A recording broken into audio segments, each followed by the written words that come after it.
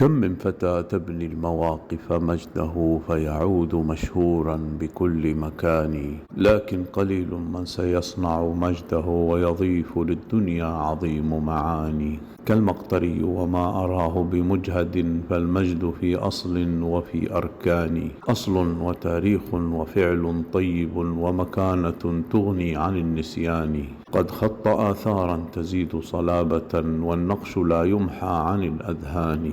تلقاه يسمو بالحضور لأنه كالكوكب المرموق في الأعيان، فيرى الحضور ثقافة وتمكنا في مجلس قد طاف بالأزمان. حق له ولنا نفاخر بالذي قد كان من فن ومن إتقان. إن أكرموه فتلك خير وسيلة للشكر والتقدير والعرفان. رجل يضيء بشاشة وتبسما ويقول إني عز كل يماني.